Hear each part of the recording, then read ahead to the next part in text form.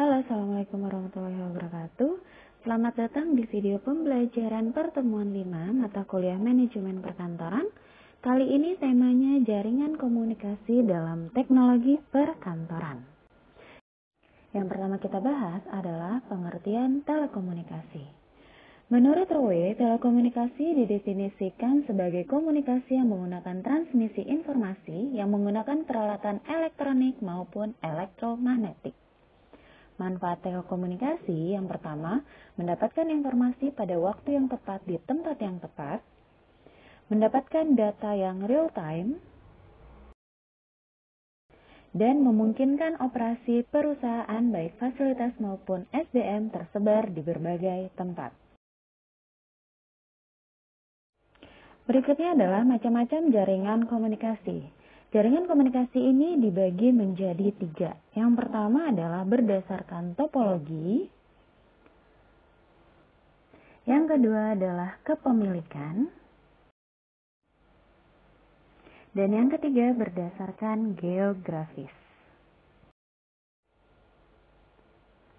Berikutnya adalah penjelasan tentang jaringan komunikasi berdasarkan topologi yang dibagi menjadi 6. Yang pertama, bintang.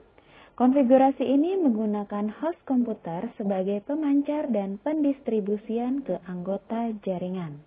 Bentuk dari jaringan tersebut seperti bintang. Yang kedua adalah topologi hierarki. Konfigurasi ini biasanya dikenal dengan konfigurasi pohon. Biasanya, host komputer utama merupakan akar jaringan yang ada. Sepintas, topologi ini mirip dengan struktur organisasi. Topologi ini merupakan topologi yang bisa digunakan pada jaringan dalam ruangan kantor yang bertingkat. Hubungan antar satu komputer dengan komputer lain merupakan percabangan dengan hierarki yang jelas.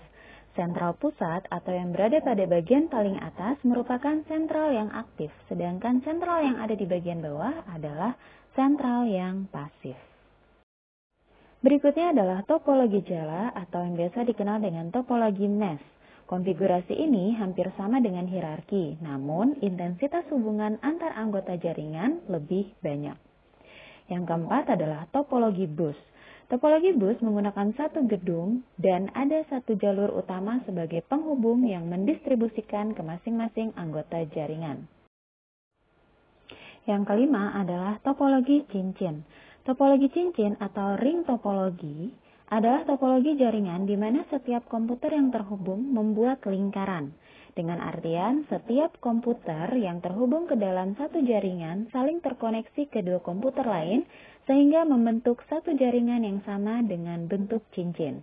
Biasanya digunakan pada kondisi di mana masing-masing komputer berdekatan. Berikutnya adalah topologi hybrid. Topologi hybrid menggabungkan konfigurasi terdahulu dalam satu jaringan. Ketika ada satu topologi bintang yang terhubung dengan topologi bintang yang lain, masih tetap merupakan topologi star. Namun, ketika sebuah topologi bintang dan topologi bus yang terhubung ke satu sama lain, menimbulkan pembentukan topologi hybrida.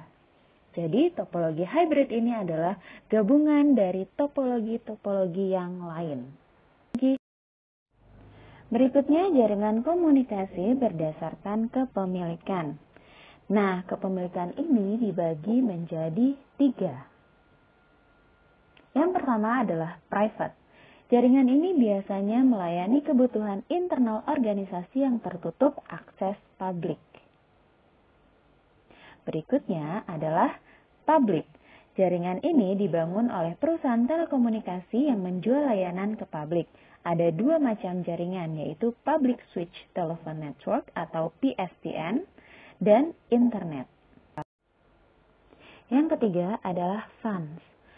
Jaringan ini hampir sama dengan jaringan publik yang menawarkan fasilitas transmisi berupa intelligence berdasarkan kebutuhan perusahaan. Fans ini adalah akronim dari Value Added Network. Berikutnya adalah jaringan komunikasi berdasarkan geografis. Kita akan membahas dari jaringan yang paling luas. Yang pertama adalah Wide Area Network atau yang biasa disebut dengan WAN. WAN menghubungkan suatu wilayah yang lebih luas dari segi geografis tanpa harus menyediakan sejumlah uang yang besar untuk membayar tagihan telepon. Jaringan WAN membutuhkan berbagai perangkat keras dan perangkat lunak sebelum memungkinkan jaringan lokal dan metropolitan berhubungan dengan komunikasi secara global dan internasional seperti internet. Yang kedua adalah Metropolitan Area Network atau yang disingkat dengan MAN. Jaringan ini jaringan yang dioperasikan di kota-kota atau gabungan beberapa buah sekolah yang berada di sebuah daerah. Cara kerjanya adalah dengan menjalankan suatu jaringan yang sederhana besarnya di dalam lingkungan dengan tata letak geografis yang besar. Dengan begini, informasi akan dapat tersebar dengan luas, cepat, dan efektif. Yang ketiga adalah Local Area Network. Nah, ini jaringan yang paling kecil ruang lingkupnya. Local Area Network fungsi dasarnya adalah satu jaringan yang menghubungkan sejumlah komputer di dalam suatu area. Jaringan jenis ini terbatas pada batasan geografis yang kecil. Misalnya jaringan yang meliputi sebuah bangunan, sekolah, kantor, ataupun kampus. Komputer-komputer ini dapat dihubungkan dengan metode koneksi kabel maupun wireless. Demikianlah video pembelajaran pertemuan 5 tentang jaringan komunikasi dalam teknologi perkantoran. Sampai jumpa lagi di pertemuan selanjutnya. Assalamualaikum warahmatullahi wabarakatuh.